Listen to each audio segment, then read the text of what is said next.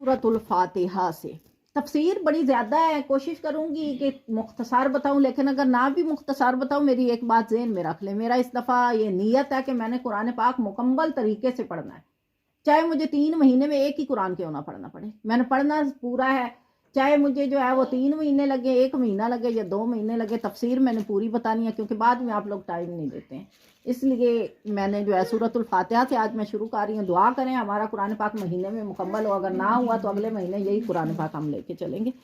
بسم اللہ الرحمن الرحیم۔ سورۃ الفاتحہ، اس کے بہت سارے نام ہیں، جس طرح قرآن پاک کے میں نے 32 نام آپ کو بتائے تھے نا، اسی طرح سورۃ الفاتحہ کے 20 نام ہیں، اللہ تعالیٰ نے اس کو 20 نام دیے ہیں۔ یہ وہ سورت ہے جس کو اللہ تبارک و تعالیٰ نے مکی بھی قرار دیا ہے، مدنی بھی قرار دیا ہے۔ اس کے بارے میں 2 روایات ہیں، ایک روایت کہتی ہے کہ یہ سورت مکہ مکرمہ میں نازل ہوئی، اور دوسری روایت کہتی ہے کہ یہ مکہ میں اور مدینہ دونوں میں نازل ہوئی۔ عمرو بن شرجیل سے منقول ہے کہ نبی کریم صلی اللہ تعالیٰ علیہ وآلہ وسلم نے حضرت خدیجہ رضی اللہ تعالیٰ عنہا، حضرت خدیجہ کون تھی؟ حضور پاک صلی اللہ علیہ وسلم کی سب سے پہلی زوجہ محترمہ، مسلمانوں کی سب سے پہلی ماں، ٹھیک ہے۔ حضرت خدیجہ رضی اللہ تعالیٰ عنہ سے یہ روایت کی جا رہی ہے کہ وہ کہتی ہیں کہ رسول اللہ صلی اللہ علیہ وسلم ان کے پاس آئے اور انہوں نے کہا کہ میں ایک ندا سنا کرتا ہوں جس میں مجھے یہ پکار کے کہا جاتا ہے اقرا، کہ پڑھو، میں ایک صدا سنتا ہوں جس میں مجھے یہ کہا جاتا ہے اقرا، پڑھو، تو میں وہ صدا سنتا ہوں اور میں اس وجہ سے ڈرتا ہوں۔ حضرت خدیجہ کہتی ہیں کہ میں آپ کو اپنے خالہ زاد کہہ لیں، چچا زاد کر لیں، اس میں وضاحت قرآن پاک میں نہیں دی، بس یہ آئی ہے کہ وہ ان کے چچا زاد بھائی تھے، تو ورقہ بن نوفل ان کا نام تھا، ان کے پاس انہیں لے کے جاتی ہیں۔ وہ کون ہے؟ وہ ایک بزرگ ہیں، روحانی بزرگ جسے ہم کہتے ہیں، جیسے ہمارے ہاں کسی کو کوئی مسئلہ ہو جاتا ہے نا تو ہم کسی پیر کے پاس لے جاتے ہیں، کسی اولیاء کے پاس لے جاتے ہیں، کسی کو کوئی دم ڈال دو، کسی کو کوئی مسئلہ ہو گیا، تو وہ اپنے اس کزن کہہ لیں یا چچا زاد کے پاس لے کے جاتی ہیں حضور پاک صلی اللہ علیہ وسلم کو، اور کہتی ہیں کہ یہ کہتے ہیں کہ مجھے ایک صدا آتی ہے اقرا، اس کے بارے میں بتاؤ۔ تو انہوں نے کیا عرض کیا؟ وہ کہتے ہیں کہ آپ اس ندا کو بااطمینان سنیں، نبی پاک صلی اللہ علیہ وسلم کو اطمینان کرنے کی تو کہہ رہے ہیں، نصیحت کر رہے ہیں، کیونکہ ان کی مہر نبوت وہ پہچان چکے ہیں۔ اللہ تبارک و تعالیٰ کہتے ہیں جن کا سینہ میں کھول دیتا ہوں انہیں سمجھ آ جاتی ہے، ان کو ہدایت مل جاتی ہے، وہ ان کو پہچان جاتے ہیں، وہ کہتے ہیں کہ آپ کوئی خاص بندے ہیں، اللہ آپ کو پکار رہا ہے، آپ کو ندا آ رہی ہے، اور اب اگر آپ کو یہ ندا آئے تو آپ نے اطمینان سے سننی ہے۔ تو اس کے بعد حضرت جبرائیل علیہ السلام پھر آپ کی وحی میں آئے۔ یہ وحی کہاں آئی تھی؟ غار غیرہ میں، یہ بھی ذہن میں رکھیں، بڑی معلوماتی بات ہے، غار غیرہ میں یہ وحی آئی تھی، سب سے پہلی وحی، تو وہاں پہ ان کو کہا گیا تھا اقرا۔ تو اب دوبارہ اطمینان سے جب آپ بیٹھے تو جبرائیل امین جو ہے وہ پھر خدمت میں آئے، انہوں نے پھر یہی لفظ بولا کہ پڑھیے اقرا، تو آپ نے پڑھا بسم اللہ الرحمن الرحیم الحمدللہ رب العالمین۔ اس سے یہ بات ثابت ہوتی ہے کہ یہ آیت، یہ جو قرآن پاک کی یہ سورت ہے ابتدا الحمدللہ رب العالمین، یہ اسی وقت نازل ہوئی تھی، سب سے پہلے نازل ہوئی تھی، ٹھیک ہے، لیکن دوسری بار یہ پھر مدینہ میں نازل ہوئی، ٹھیک ہے۔ احکام مسئلہ کیا ہے؟ اس کا ایک مسئلہ بھی ہے، یہ نماز میں واجب ہے، اس کے بغیر نماز نہیں ہوتی، ٹھیک ہے، یہ مسئلہ ہے اس کا کہ اس کا پڑھنا واجب ہے۔ اور اس کے بعد یہ بھی ہے کہ نماز جنازہ میں دعا یاد نہ ہو تو سورۃ فاتحہ بانیت پڑھ لیں تو اس سے بھی نماز جنازہ جائز ہو جاتی ہے، ٹھیک ہے۔ اور اس کی فضیلت کیا ہے اور اس کی جو ہے وہ اللہ تبارک و تعالیٰ نے کتنی پیاری اس سورت کو بنایا ہے، تو اس کے بارے میں ایک ہی روایت جو میری نظر میں ہے، جو مجھے بہت پسند ہے، وہ حضرت علی علیہ السلام کی ہے کہ حضرت علی علیہ السلام نے فرمایا کہ اگر میں سورت فاتحہ کی تفسیر لکھنے لگوں تو میں 70 اونٹوں کو کتابوں سے لا دوں۔ یہ بہت بڑی بات، بہت بڑی بات ہے۔ تو اللہ تعالیٰ نے اس کے کتنے نام دیے ہمیں؟ 20 نام۔ سب سے پہلا فاتحہ، فاتحہ کا مطلب کیا ہے؟ کھولنے والی، فاتحہ کھولنے والی، کھولنے والی کیوں کہا گیا؟ کیونکہ یہ مسلم کا دل کھولتی ہے، بیمار کا بیماری کو کھول کے ختم کر دیتی ہے، ٹھیک ہے، فاتحہ۔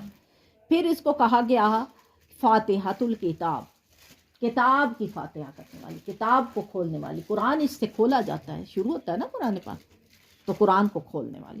پھر اس کو کہا گیا ام القرآن، قرآن کی ماں ہے یہ سورت، اس کے بارے میں نے کل آپ کو بتا دیا تھا کہ اللہ تبارک و تعالیٰ نے 3 کتابوں کا علم جو ہے وہ اکٹھا کیا تو قرآن پاک میں شامل کیا، قرآن پاک کا علم اکٹھا کیا تو سورۃ فاتحہ میں شامل کر دیا، تو اس لیے اسے القرآن کہا گیا۔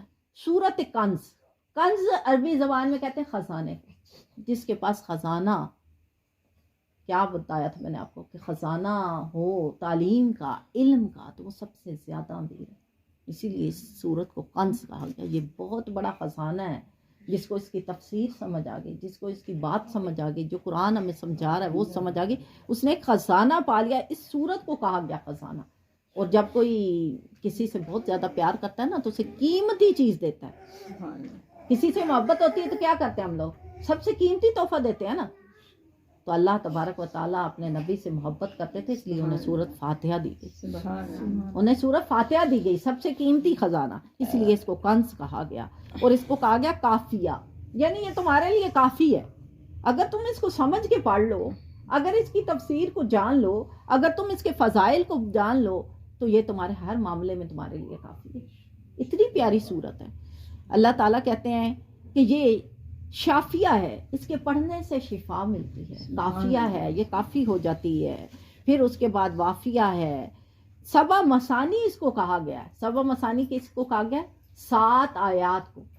کون سی 7 آیات؟ یہ جو سورت فاتحہ میں نازل ہوئی، یہ 7 آیات ایسی ہیں کہ اللہ کہتے ہیں کہ جب یہ نازل کی نا تو فرشتوں نے اپنے کام چھوڑ دیے، سب کان لگا کے سننے لگے، چرند پرند حیوانات، حتیٰ کہ کہتے ہیں کہ ہواؤں کی گردش بھی تھم گئی، سمندر کی جو لہریں چل رہی تھی وہ بھی تھم گئی، مچھلیاں جو سمندر میں تھی وہ بھی ساکت ہو گئی کہ یہ کیا اتر رہا ہے۔ تو اللہ تعالیٰ کہتے ہیں کہ سورۃ الفاتحہ اتاری، اور نبی پاک صلی اللہ علیہ وسلم کو کہا گیا کہ اے نبی پاک صلی اللہ تعالیٰ علیہ وآلہ وسلم، یہ ایسی صورت ہے، یہ ایسی 7 آیات ہے جو آج سے پہلے کسی نبی کو نہیں دی گئی۔ یہ آیات آپ کے لیے سب سے پیاری نعت، اس لیے سبع مثانی کہا گیا۔ پھر اس سورت کو کہا گیا نور، کیونکہ یہ مومن کا سینہ روشن کرتے تھے، اسی لیے اس کو نور کہا گیا۔ پھر اس کو کہا گیا رقیہ، سورۃ الحمد۔ سورۃ الحمد اس کو کیوں کہا گیا؟ کیونکہ اس کی ابتدا اللہ کی تعریف سے ہوتی ہے۔ اگر ہم دیکھیں نا، الحمدللہ، تمام تعریفیں اللہ کے لیے، تو اللہ کی تعریف سے شروع ہوئی ہے، اس لیے اس کو سورۃ الحمد کہا گیا۔ سورۃ الدعا، کیونکہ یہ ایک پوری جامعہ دعا ہے، اس سے ہمیں طریقہ ملتا ہے اللہ سے مانگنے کا، اللہ سے ہدایت مانگنے کا، اللہ سے رابطہ قائم کرنے کا، اللہ سے دعا مانگنے کا ہمیں ایک طریقہ ملتا ہے۔ پھر اس کو سورۃ تعلیم المسئلہ کہا گیا ہے۔ یہ وہ سورت ہے جس کے ذریعے ہمیں مسائل پتہ چلتے ہیں، کس چیز کے؟ اللہ تک اپنے پیغام پہنچانے۔ میں نے آپ کو بتایا تھا کل کہ قرآن ایک حبل ہے، رسی ہے اللہ تک پہنچنے کی۔ اس رسی کا سرا کیا ہے؟ سورۃ الفاتحہ۔ اس کا سرا ہے سورۃ الفاتحہ، اور اس کا اختتام ہے رب کا عرش۔ یہ وہ سورت ہے جو آپ کو اللہ تک پہنچا دیتی ہے۔ اس کے بعد اس کو کہا گیا سورۃ مناجا۔ مناجا کہتے ہیں کسی کے سامنے اپنی فریاد ڈالنا، فریاد کرنا۔ یہ وہ سورت ہے جو فریاد کرتی ہے اللہ کے سامنے۔ اس کو کہا گیا سورۃ السوال، کیونکہ اس میں ہم اللہ سے کئی سارے سوالات اپنے جو ہیں وہ پیش کرتے ہیں۔ ام الکتاب، فاتحۃ القرآن، سورۃ الصلاۃ۔ سورۃ الصلاۃ اسے کیوں کہا گیا؟ یہ نماز میں پڑھنا واجب ہے، اس لیے اسے سورۃ الصلاۃ کہا گیا۔ پھر اسے آیات کی بات کی تو اس میں 7 آیات، کلمے دیے تو 27 بنے۔ آیات کیا ہوتی ہیں؟ یہ پوری آیت ہے ایک، الحمدللہ رب العالمین، یہ ایک آیت ہے، اس کو بولتے ہیں آیت۔ کلمہ کیا ہے؟ الحمدللہ، ایک کلمہ ہے۔ تو آیات اس میں جو ہیں وہ 7 ہیں اور کلمے بنتے ہیں 27۔ اور اگر حرف گنے نا، جیسے الحمد، اس میں 5 حرف پڑھنے ہیں، تو پورے اگر سورہ فاتحہ کے ہم حرف گنیں تو یہ 140 حروف بنتے ہیں، ٹھیک ہے؟ 140 حروف، 27 کلمے اور 7 آیات پہ مشتمل یہ وہ پیارا تحفہ، یہ وہ پیارا نگینہ، یہ وہ پیارا کنز خزانہ جو آقا مصطفیٰ صلی اللہ علیہ وسلم۔ تو اللہ تبارک و تعالیٰ کہتے ہیں کہ یہ وہ صورت ہے جس میں نہ کوئی آیت ناسخ ہوئی نہ کوئی منسوخ ہوئی، جیسے آئی ویسے ہی ہے۔ بعض آیات قرآن پاک میں پہلے آئیں پھر ختم کر دی گئی، جیسے عدت کی آیات کے بارے میں آتا ہے کہ پہلے 9 ماہ کی عدت تھی، بیوہ کی عدت، لیکن پھر وہ منسوخ کر دی گئی آیت، اور اس کے بدلے میں 4 ماہ 10 دن کی آیت اتار دی گئی کہ 4 ماہ 10 دن آیت عدت کرے۔ تو یہ وہ صورت ہے جس میں کوئی بھی آیت نہ ناسخ نہ منسوخ، ٹھیک ہے؟ اور فضیلت میں نے آپ کی اس کو سنا دی کہ یہ سب سے پہلے اتاری گئی. ورقہ بن نوفل نے اس کے بارے میں حضور صلی اللہ علیہ وسلم کو آگاہ کیا کہ یہ اللہ کی طرف سے آپ کی طرف آتی ہے. اب آتے ہیں اس میں بتایا کیا گیا. سب سے پہلے یہ دیکھیں کہ قرآن کا طریقہ اللہ نے دیا. اس کتاب اس صورت کے ذریعے ہمیں سکھایا گیا کہ رب سے تو نے تعلق کیسے کرنا ہے. بسم اللہ، اللہ کے نام سے شروع. بھائی مومن اپنے ہر کام کی ابتدا کس سے کرتا ہے؟ اللہ کے نام سے. ہمیں بتا دیا گیا ہے کہ اے مومنوں، جب اپنا کوئی بھی کام شروع کرنے لگو نا تو ابتدا کرو اللہ کے نام سے. کیوں اللہ کے نام سے؟ وہ ہمارا مالک ہے. ساتھ وضاحت کی دی گئی نا، رب العالمین، وہ تیرا رب ہے. رب کون ہوتا ہے؟ رب ہوتا ہے سب سے پہلے پیدا کرنے والا، جس نے تجھے پیدا کیا. دیکھیں یہ پیدائش ہم نہیں کر سکتے. ہم مٹی کی گڑیا بنا سکتے ہیں، ہم کپڑے کی گڑیا بنا سکتے ہیں، پر اس میں جان رب ڈالے تو ڈلتی ہے. انسان نہیں ڈال سکتا، انسان کچھ بھی نہیں کر سکتا. کتنا پیارا ہے وہ رب جس نے ایک نطفے سے تمہیں پورا انسان بنا دیا. تو وہ تیرا رب ہے. اور صرف تمہیں پیدا کرنے پہ قادر ہے، تمہیں موت دینے پہ قادر ہے. اور صرف موت دینے پہ بھی قادر نہیں، موت کے بعد دوبارہ اٹھانے پہ قادر ہے. جو تجھے پالتا ہے، رب کہتے ہیں پالنے والے کو، جو تجھے رزق دیتا ہے، جو تجھے شفا دیتا ہے، جو تجھے دکھوں سے نجات دیتا ہے، جو تجھے زندگی کا مقصد دیتا ہے، وہ ہے رب. تو اللہ تبارک و تعالی فرماتے ہیں کہ یہ وہ کتاب ہے، وہ صورت ہے کہ جس میں تمہیں رابطہ اللہ سے دیا گیا ہے کہ اللہ کے ساتھ کیسے رابطہ کرنا ہے.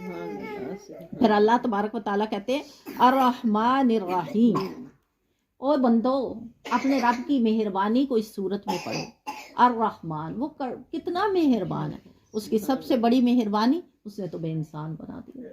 اگر وہ چاہتا کوئی درندہ بنا دیتا، اگر وہ چاہتا سانپ بچھو بنا دیتا، اگر وہ چاہتا گلی میں چلنے والا کتا بنا دیتا، کوئی مکھی بنا دیتا، کوئی چیونٹی بنا دیتا. وہ کچھ بھی بنا سکتا تھا نا، لیکن اس نے تمہیں انسان بنایا. پہلی مہربانی، سب سے پہلی مہربانی. اس کے بعد پھر کیا مہربانی؟ تمہیں آنکھیں دی. بن آنکھوں والوں سے پوچھو آنکھیں کیا ہیں. اس نے تمہیں کان دیے، کبھی بہروں سے پوچھو کان کیا ہے. اس نے تجھے زبان دی، کبھی بے زبان سے پوچھو کہ زبان کیا ہے. اس نے تمہیں ہاتھ دیے، اس نے تمہیں پاؤں دیے، اس نے تمہیں عقل دی، اس نے تمہیں فہم دی، اس نے تمہیں علم دیا. یہ اس کی ساری مہربانیاں. اور سب سے بڑی مہربانی، اس نے تمہیں مسلمان کیا. مسلمان کیا. وہ چاہتا تمہیں ہندو بنا دیتا، کافر بنا دیتا، مشرک بنا دیتا، پر اس نے تجھے پسند کیا، تمہیں مسلمان بنایا. اور پھر کوئی عام مسلمان نہیں، امت محمدی میں تم پیدا ہوئے.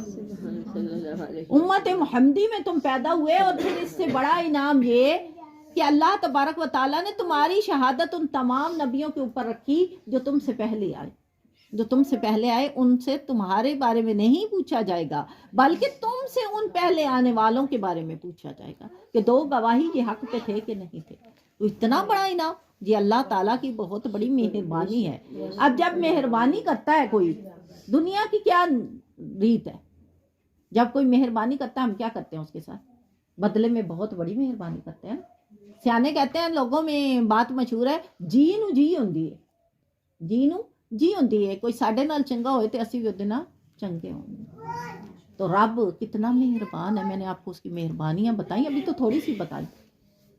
تو یہ مہربانیاں ہونے کے بعد ہمارا حق کیا ہے کہ ہم اللہ کی تعریف کریں، اللہ کا شکر کریں.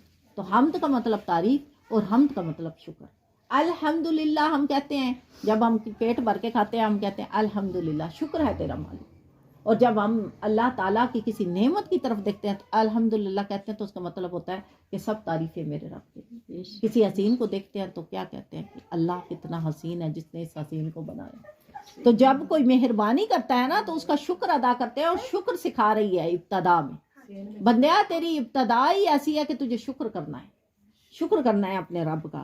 پھر الرحیم، جب ہم اتنی ساری نعمتیں برتتے ہیں نا اور اس کے اوپر ناشکری کرتے ہیں تو وہ مالک ہم پہ رحم کرتا ہے. رحیم کا مطلب رحم کرنے والا. وہ کہتا ہے بندیا میں نے تجھ پہ بہت ساری مہربانیاں کی، تیرا حق تو تھا کہ تو میرا ہر لمحے ہر پل شکر ادا کرتا، ہر پل شکر ادا کرتا، لیکن تو نے شکر نہ ادا کیا تو میں پھر بھی مہربان ہی رہا. میں پھر بھی مہربان ہی رہا. میں نے کل آپ کو بات بتائی تھی کہ اگر گناہ ہم کرتے ہیں تو اللہ کیا کہتا ہے کہ بندیا تجھے گناہ کے بعد بھی اگر یہ یاد آ جائے نا کہ میرے سے گناہ ہوا ہے تو یہ نہ دیکھنا گناہ بڑا کتنا ہے. وہ درختوں کے پتوں کے برابر بھی ہوگا, ریت کے ذرات کے برابر بھی ہوگا, پانی کے قطروں کے برابر بھی ہوگا. تو میرے سامنے مسلح اٹھا کے بیٹھ کے 2 آنسو بہائے گا اور کہے گا مولا مجھے معاف کر دے, میں سارے معاف کر دوں گا, میں سارے معاف کر دوں گا. یہ اللہ کی مہربانی ہے. وہ اللہ کہتے ہیں الرحیم میں بڑا رحم کرنے والا. سورۃ الفاتحہ نے ہمیں بتایا, ہم نے اس کو کہا تعلیم المسئلہ. یہ مسئلہ ہمیں سکھا رہی ہے کہ بندیا تیرے سے کوئی بھی گناہ ہو جائے نا تو اپنے رب کے سامنے بیٹھ جانا. یہ مسئلہ اس نے ہمیں سکھایا. پھر اس کو ہم نے کہا کہ یہ وہ چیز ہے جو شفا دے رہی ہے. تو جو پھنس جاتا ہے کسی مجبوری میں, اسے کیا چاہیے ہوتی ہے؟ شفا, خلاصی. تو سورۃ فاتحہ ہماری خلاصی. پھر میں نے آپ کو بتایا کہ جب کوئی چیز دیتا ہے نا تو اس کی مہربانی ادا کرتے ہیں, تو وہ سورۃ فاتحہ نے سکھا دی. پھر اس نے کہا کہ بندیا وہ تیرا رحمان ہے, تجھ پہ بڑی بڑی مہربانیاں کرنے والا اللہ ہے. پھر اس نے تجھے سکھایا تیری مہربانی, اس کی مہربانیوں پہ تیرا شکر نہیں ہوتا تو وہ تم پہ رحم بھی کرتا ہے. پھر اس کے ساتھ ساتھ اسے ڈرایا بھی ہے, بندے کو ڈرایا بھی ہوتا ہے. ایک ماں ہوتی ہے نا, وہ اپنے بچے کو پہلے پیار سے سکھاتی ہے, بیٹا یہ نہ کرنا, بیٹا یہ نہ کرنا, تمہارے پاپا ناراض ہو جائیں گے, تمہیں اسکول سے مار پڑے گی, میں تجھے ڈانٹوں گی, ہر طرح سے دھمکی دیتی ہے. پھر بچہ جب باز نہیں آتا تو پھر ایک چپیڑ لگاتی ہے اور اسے کہتی ہے تجھے پتہ نہیں میں تیری ماں ہوں, تو بھول گیا تھا تیری ماں کو پتہ ہے سب کچھ, تم سمجھ نہ آئی. اللہ بھی یہی کہہ رہا ہے مالک یوم الدین. لوگو میں ہی مالک ہوں جس کے پاس تو نے آنا ہے. کس طرح کا مالک ہوں؟ اس دن کا جب کسی کے بدلے کسی کو نہ لیا جائے. قرآن کہتا ہے لا تجزی نفس عن نفس, کسی جان کو کسی جان کے بدلے نہ لیا جائے گا. میں اس دن کا مالک ہوں. لوگو سمجھ جاؤ, اس بات کو جان لو کہ تمہارا رب کیا ہے, روز جزا کا مالک ہے. روز جزا ہے کیا؟ جہاں پہ تمہارے اعمال نامے تجھے جانے. وہ جزا ہے جس دن تمہارے اچھائیوں کے بدلے اچھائی اور برائیوں کے بدلے برائی دی جائے گی, اور نہ تمہاری رشوت قبول ہوگی, نہ تمہاری قبیلے کی جو ہے وہ روب اور دبدبا قبول ہوگا, نہ تمہارے دنیا کے جو ہے وہ وسیلے قبول ہوں گی. بس اعمال کا بدل ملنا ہے, کوئی کسی کا نہیں ہوگا. اس دن مالک ہی ہے جو فیصلہ کرتے. وہ فیصلہ کیا کرے گا؟ اللہ کہتا ہے کہ کسی کے ساتھ ظلم نہیں ہوگا. کوئی اگر نیکی کرے گا وہ رائی کے دانے کے برابر بھی ہوگی تو اسی کا ثواب ملے گا, اور اگر کوئی برائی کرے گا تو اسے بدلہ چکانا ہوگا. تو اس بدلہ چکانے والے دن کا نام ہے مالک یوم الدین. وہ دن جب بدلے کا دن, وہ دن جو جزا کا دن. پھر اللہ کہتا ہے لوگو اب تمہیں سمجھ آ گئی ہے نا تمہارا رب ہے کون, پتہ چل گیا نا کہ تیرا رب بڑا مہربان ہے. تو اب کہو, وعدہ کرو میرے سے, ایاک نعبدو, کہ صرف میری ہی عبادت کرو. ایاک نعبدو, صرف تیری عبادت کریں گے. مولا تیرے سوا کسی بت کے آگے, کسی انسان کے آگے, کسی کے آگے ساتھ نہیں جھکائیں گے. میری ہانڈی کے لیے نمک بھی چاہیے ہوگا تو میں تجھی سے مانگوں گی, کسی انسان سے نہیں مانگوں گی. میرے پیٹ میں درد ہوگی تجھی سے مانگوں گی دعا, کسی انسان سے نہیں مانگوں گی. یہ ہے وعدہ. اس وعدے کو آپ نے سورۃ الفاتحہ کی ابتدا میں کرنا ہے. میں نے آپ کو بتایا یہ مسائل سکھاتی ہے, اس کو کہا گیا تعلیم المسئلہ. یہ آپ کو مسائل سکھا رہی ہے انسان بننے کے, مومن بننے کے, متقی بننے کے, بیمار سے جو ہے تندرست ہونے کے. یہ شفا ہے. تو یہ آپ کو سکھا رہی ہے کہ اللہ سے وعدہ کرو, جو رب کا ہو گیا سب کچھ اس کا ہو گیا. کل ہم نے ایک شعر پڑھا تھا نا کہ خود ہی کو کر بلند اتنا کہ ہر تقدیر سے پہلے خدا بندے سے خود پوچھے بتا تیری رضا کیا. یہ وہ مقام ہے جب آپ اللہ کے ہوگے تو دنیا آپ کی ہوگی.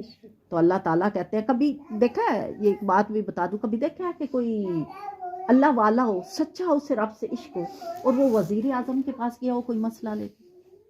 ایسا کبھی نہیں ہوتا. وہ وزیر اعظم جب اس کو اپنی کرسی کے لالے پڑتے ہیں نا, وہ اولیاء اللہ کے دروازے پہ جا کے بیٹھ جاتا ہے. میرے لیے دعا کرو, میرے لیے اللہ سے یہ کہو, میرے لیے یہ کرو. کیوں؟ اسے پتہ ہے اس نے رب کو منایا, میں نے نہیں منایا. اسے اپنے عملوں کا پتہ ہے. تو جو اللہ والے ہو جاتے ہیں نا, اللہ کہتا ہے کہ وہ سنتے ہیں نا, تو میں وہ بات کرتے ہیں تو میں سن لیتا ہوں. ان کی زبان سے نکلا الفاظ میں نہیں رد کرتا, لیکن پہلے مجھ سے منائیں تو صحیح نا. تو وہ منے گا کیسے جب ہم کہیں گے وعدہ کریں گے ایاک نعبدو مولا تیرے ہی عبادت کے سامنے جھکیں گے، تیرے سوا یہ سر کسی کے سامنے نہیں جھکے گا، یہ ہاتھ کسی کے سامنے پھیلے گا نہیں، یہ قدم تیری راہ سے ہٹ کے کسی غیر کی راہ پہ چلے گا نہیں، یہ زبان تیرے ذکر کے علاوہ کوئی گالی گلوچ غیبت چغلی ریاکاری نہیں کرے گی، یہ ہاتھ رشوت نہیں لیں گے، یہ کان گانا باجا نہیں سنیں گے، یہ آنکھیں صرف تیرے ذکر کی تلاشی رہیں گی، یہ ہمارے جو نفس ہیں، یہ جو ہماری ٹانگیں ہیں، یہ جو ہمارے دل ہیں، یہ تیری یاد میں دھڑکیں گے، ہمارے کان ہر وقت تیری اذانوں کے اوپر لگے ہیں۔ یہ وعدہ کرنا ہے اللہ سے، ایاک نعبد، صرف تیری عبادت۔ میں جیتی ہوں میرے رب کے لیے، میں مروں گی میرے رب کے لیے، میں کسی سے ملوں گی صرف میرا اللہ راضی ہوگا اس لیے ملوں گی، کسی کو چھوڑ دوں گی صرف اس لیے میرا اللہ راضی نہیں ہے، میں کسی کو منع کروں گی صرف اس لیے میرا رب اس سے راضی نہیں ہے، میں کسی کو نصیحت کروں گی صرف اس لیے کہ وہ اللہ تبارک و تعالیٰ کی راہ سے ہٹا ہوا ہے، اس لیے نہیں کہ وہ میرا دشمن ہے۔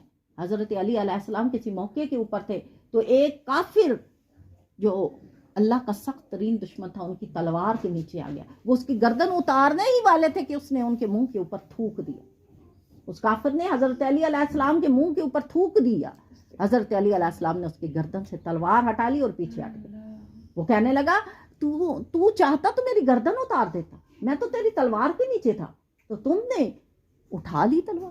کہا نہیں، میں تجھے مار رہا تھا اس لیے کہ اللہ تجھ سے ناراض ہے، لیکن جب تو نے میرے منہ پہ تھوکا تو اب میں تجھ سے ناراض ہوا، اگر اب میں تجھے مارتا تو وہ میرا بدلہ ہو جاتا، تو میں اپنا بدلہ اللہ پہ چھوڑتا، میں اپنا بدلہ تجھ سے نہیں چاہتا، میرا رب مجھ سے راضی رہے، بس میں یہ چاہتا ہوں، تیری میری کوئی دشمنی نہیں، دشمنی یہ ہے کہ تو رب کا بندہ نہیں، تو جو رب کا نہیں وہ سب کا نہیں، یہ ذہن میں اپنے پوائنٹ بناؤ، جو رب کا ہے وہ سب کا ہے، جو رب کا نہیں وہ تیرا بھی نہیں، یہ اپنے ذہن میں رہو۔ ایاک نعبد یہ وعدہ سکھا رہا ہے ہمیں جستجو ہے نا میرے رب کی، میں نے کل بھی بتایا تھا کہ دین کے رستے پہ چلنا مشکل ہے، ہزاروں لوگ رہتے ہیں اس علاقے میں، آتے کیوں نہیں ہیں سارے؟ مولا جس کو پسند کرتا ہے اس کو بلاتا ہے، اور یہاں ہم آئے بیٹھے ہیں گھر جا کے شکر ادا کرنا، اس نے ہمیں پسند کیا تب ہم آئے بیٹھے ہیں، ورنہ ہم بھی ان جیسے قافلوں میں پھر رہے ہوتے جو کہہ رہی ہوں گی، دروازے پہ دستک گئی، مولا کا قرآن بلانے گیا اور وہ کہہ رہی ہیں نہیں بھائی میرے مہمان آئے، نہیں بھائی میرا آج ہے مسئلہ ہے، نہیں بھائی میرا آج ہے مسئلہ، حالانکہ قرآن کی دعوت پہ لبیک کہنا ہے، یہی تو ابتدا ہے، یہی تو مولا کا حق ہے۔ ایاک نعبد ہمیں یہی سکھا رہا ہے، پھر ہم کیا کہہ رہے ہیں وَإِيَّاكَ نَسْتَعِينُ، مولا تجھی سے ہر طرح کی مدد مانگنی ہے، ہر طرح کی مدد۔ حضرت موسیٰ علیہ السلام کا ایک پیارا سا واقعہ ہے کہ ایک دفعہ ان کے پیٹ میں درد ہوئی تو کہا اللہ میرے پیٹ میں درد ہے، اللہ نے کہا موسیٰ کہاں کھڑا ہے؟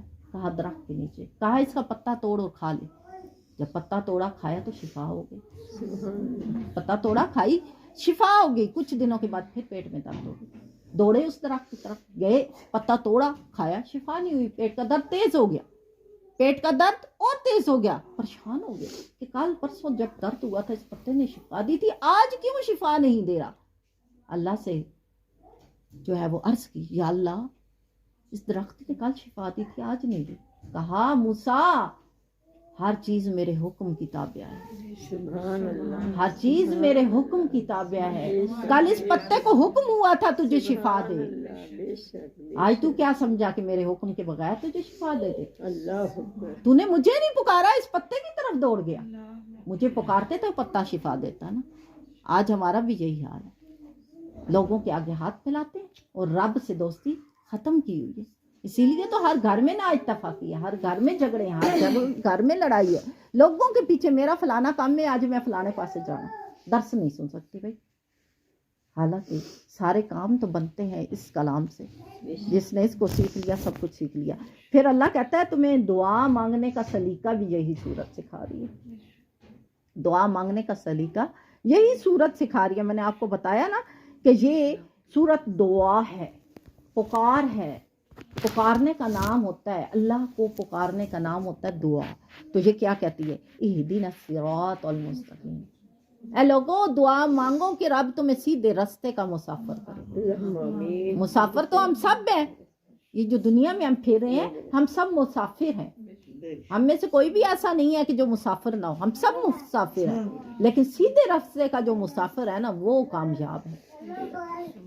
وقت ہم سب کاٹ رہے ہیں، ہماری گاڑی آنے والی ہے، پتہ نہیں کس کی پہلے آنی ہے، یہ تو میں بھی نہیں جانتی، آپ بھی نہیں جانتے، جس کی آ جانی ہے اس نے چلے جانا ہے۔ ہزاروں لوگ ہوں گے جو پچھلے سال ہمارے ساتھ تھے، اس سال نہیں ہے، لیکن گاڑیاں ان کی آ گئی اور ہماری آنے والی ہے۔ مسافر تو ہم سب ہیں، راستہ تو رب تک جانا ہی جانا ہے، لیکن وہ راستہ جو سیدھا رب تک لے جائے نا، وہ قرآن ہے۔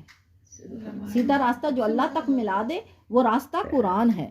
تو اس لیے اللہ سے دعا کرنی ہے، اہدنا الصراط المستقیم، اللہ ہمیں سیدھا راستہ دکھا، صراط الذین، ساتھ ہی کہا گیا ان لوگوں کا راستہ، انعمتا، جو انعام یافتہ ہے، سبحان اللہ، انعام یافتہ ہے، غیر المغضوب علیہم ولا الضالین، نہ کہ وہ لوگ جن پر اللہ کا غضب ہو گیا۔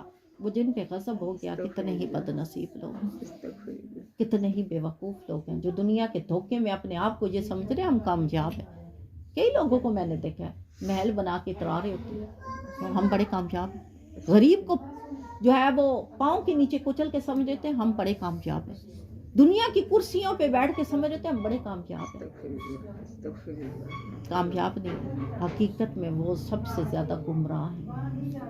دنیا کی دولت، دنیا کی عزت، دنیا کا مرتبہ، دنیا کا کیش، قبیلہ کسی کام کا نہیں، اگر کام کا ہے تو میرے رب کا نام۔ تو لہٰذا ہمیں یہ دعا کرنی ہے کہ اللہ ہمیں سیدھا راستہ دکھا، اور ان لوگوں کا راستہ جو تو نے اپنے انبیاء کو دکھایا، جو صحابہ کرام کو دکھایا، جو تبع تابعین کو دکھایا، جو اولیاء کرام کو دکھایا، جو علماء کرام کو دکھایا، جو ہدایت یافتہ لوگوں کو دکھایا، صالحین کو دکھایا، وہ راستہ ہمیں بھی دکھا دے، یہ دعا کیا کرے۔ یہ جو سورت ہے سورت الفاتحہ، اب یہاں پہ اس کی مختصر سے مختصر تفسیر جو تھی وہ میں نے آپ کی گوش گزار کی۔ اب آگے چلتے ہیں ہم سورت البقرہ کی طرف۔ پہلی سورت نے کیا دیا ہمیں؟ شفا۔ ہم بیمار تھے، یہاں آئے، اس نے ہمیں بتایا بندیا تیرا طریقہ غلط ہے، تو یہ اپنے طریقے سیدھے کر تو شفا آئے گی۔ اب ہمارے طریقے سیدھے ہو گئے، ہم نے جان لیا، اب ہم نے عہد کر لیا کہ ہم نے شفا پا لی ہے۔ شفا کے بعد کیا آتا ہے؟ زندگی۔ اب ہمیں زندگی گزارنے کا طریقہ دے رہی ہے، کون دے رہی ہے؟ سورت البقرہ۔ جب بچہ پیدا ہوتا ہے نا، ماں اس کو روٹی دیتی ہے، دودھ دیتی ہے، بچہ چلنا شروع کر دیتا ہے۔ جب چلنا شروع کر دیتا ہے نا، بولنا شروع کر دیتا ہے، وہ اسے کس کے پاس لے جاتی ہے؟ ٹیچر کے پاس۔ ٹیچر نے کیا سکھانا ہوتا ہے اسے؟ زندگی۔ یہ جو سورت البقرہ ہے یہ ہماری زندگی ہے، ہمارا ٹیچر ہے جو ہمیں سکھائے گا کہ دنیا میں تو نے کیسے رہنا ہے۔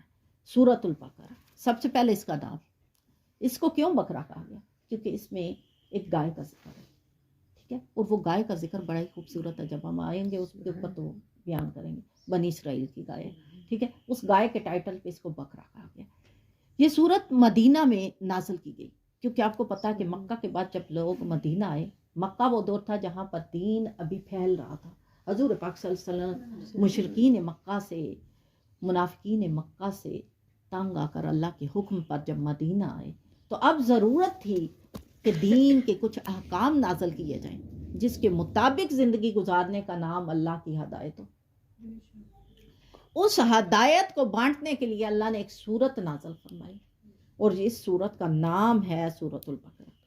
یہ سورت مدینہ میں نازل کی گئی۔ حضرت ابن عباس رضی اللہ تعالیٰ عنہ نے فرمایا مدینہ طیبہ میں سب سے پہلے یہی سورت نازل، اور ان کا پیارا سا قول ہے، اپنے گھروں کو قبرستان نہ بناؤ، اپنے گھروں کو قبرستان نہ بناؤ، وہاں سورت البقرہ کی تلاوت کیا کرو۔ قرآن پاک کی تلاوت کا ذریعہ یہاں پر بتائی جا رہی ہے۔ اگر اس سورت کو ہم دیکھیں تو اس میں 500 حروف ہیں، ٹھیک ہے۔ سب سے پہلے آیات کی طرف آتے ہیں۔ اس سورت میں جو آیتیں آئی ہیں وہ 286 آیتیں ہیں، اور 40 رکوع ہیں، اور 6121 کلمے اور 50,500 حروف ہیں۔ کتنی پیاری سورت ہے۔ یہ جو 40 رکوع ہے نا، اس میں ہر رکوع کے اندر ایک حکم جاری کیا گیا۔ اس میں 1000 حکم ہیں، 1000 نہیں ہیں، اور 1000 خبریں ہیں۔ حکم کی چیز کے ہیں، بندیا اس چیز سے باز آ، مسائل بیان کی گئے ہیں ہر طرح کے، جیسے نماز کا، روزے کا، حج کا، زکوٰۃ کا، 1000 قسم کے حکم یہاں پر بیان کیا گیا۔ رضاعت کے حکم، پیدائش کے حکم، اس کے علاوہ دودھ چھڑانے کے حکم، طلاق کے حکم، عدت کے حکم، یہ تمام جو ہیں 1000 حکم دیے گئے ہیں اس سورت کے اندر، اور 1000 ایسے کام ہیں جن سے منع کر دیا گیا کہ یہ کام بندیا تو نے نہیں کرنا۔ اور اس کے بعد 1000 خبریں ہیں جنت اور دوزخ سبحان اللہ. کہ بندہ یہ کرے گا تو جنت، یہ کرے گا تو دوزخ، یہ خبر ہے، ٹھیک ہے. 1000 حکم، 1000 خبریں، 1000 نہیں ہیں، ٹھیک ہے. اور پھر ہر رکوع کے اندر اللہ نے ایک بات بتائی جو اس کا ابتدائی رکوع ہے نا سورۃ البقرہ کا، آج ہم اس کی طرف جا رہے ہیں. یہ رکوع ہمیں کیا بتا رہا ہے؟ سب سے پہلے اس کتاب کی حقیقت، جس کتاب کو ہم پڑھنے جا رہے ہیں. میں نے کل بھی آپ کو بتایا تھا کہ ذہن میں تہیہ کر لیں کہ جس کتاب کو ہم پڑھنے جا رہے ہیں یہ کوئی عام کتاب ہے نہیں. اس کا پڑھنا، اس کا سننا، اس کا دیکھنا، اس کا چھونا، اس کا ذکر کرنا، سب عبادت میں داخل ہے. سبحان اللہ. سبحان لیکن یہ کتاب عبادت کی کتاب نہیں ہے. اس کا سب کچھ کرنا عبادت ہے، لیکن عبادت کے لیے نہیں بھیجی گئی بلکہ ہدایت کے لیے بھیجی گئی. سبحان اللہ. ہدایت کے لیے بھیجی گئی. یہ کتاب ہدایت کی کتاب ہے، اسی لیے اس کو ہدی للمتقین کہا. ٹھیک ہے. تو اس نے ہمیں سب سے پہلے تو اپنے وثوق کا جو ہے وہ اتھینٹک جو ہے نا رجسٹری دی. جیسے ہم جگہ لیتے ہیں نا تو ہم کہتے ہیں کہ جگہ انتقال والی ہے، رجسٹری والی ہے، مطلب پکی ہے نا، بعد میں کام خراب تو نہیں نہ کرے گی. تو اللہ نے سب سے پہلے اس قرآن کو پڑھنے سے پہلے اس قرآن کی گواہی کو ثبت کی. کیا کہا؟ ذالک الکتاب لا ریب فیہ، یہ وہ کتاب ہے جس میں شک کوئی نہیں، اور اس میں شک کرنے والا کافر ہے. قرآن پاک میں کسی قسم کا شک نہیں ہے. اور ساتھ ہی یہ بتایا گیا ہدی للمتقین، یہ متقین کے لیے ہدایت ہے. متقین کون ہوتے ہیں؟ جو اللہ سے ڈرتے ہیں. اور جو اللہ سے ڈرتے ہیں وہ اپنی زندگیوں میں خود سے فیصلے نہیں کرتے. ہم ہمارے کتے نہیں ہیں جس گھاٹ میں پانی ملا اسی پہ پی لیا، ایسا نہیں ہے ہمارا. ہم انسان ہیں اور انسان کے گلے میں غلامی کا پٹا ہے، اور وہ غلامی کس کی ہے؟ اللہ عز و جل، اس کے نبی. ہم ان کی مخلوق ہیں، ہم ان کی رعایا ہیں. اللہ کی مخلوق ہے، نبی صلی اللہ علیہ وسلم کی امت ہے، اور ہم سے پوچھا جانا ہے. لہٰذا ہمیں ضرورت ہے کہ ہم وہ راستہ تلاش کریں جس کے اوپر اللہ بھی راضی ہو، اللہ کے نبی بھی راضی ہو. تو وہ راستہ کون دے گا؟ قرآن مجید. اس لیے سے کہا گیا ہدی للمتقین، یہ اللہ سے ڈرنے والوں کے لیے کیا ہے؟ ہدایت کی کتاب ہے. اب اللہ نے ان کی کیٹیگریاں بتائیں. مومنوں کی کیٹیگریاں کتنی ہیں یہ ذرا غور سے سنیے گا. سب سے پہلے اللہ کہتے ہیں الذین یؤمنون بالغیب. سب سے پہلے یہ جان لو کہ مومن وہ بندہ ہے جس نے اللہ کو بغیر دیکھے مانا ہے. بغیر دیکھے مانا، نہ آپ نے رب کو دیکھا نہ میں نے رب کو دیکھا، لیکن ہم مانتے ہیں. اور یہ ماننا صرف زبان سے نہیں ہے، اقرار باللسان و تصدیق بالقلب. زبان سے اقرار کرو، دل سے اس بات کی تصدیق کرو کہ تم اللہ کو مانتے ہو. اس چیز کا نام ہے الذین یؤمنون بالغیب، بغیر دیکھے اللہ کو ماننا. ہمیں اللہ اپنے ہر پوائنٹ میں نظر آنا چاہیے. ہم دیکھیں تو قدرت اللہ کی نظر آنی چاہیے، چلیں تو اللہ کی نظر آنی. درختوں کو دیکھیں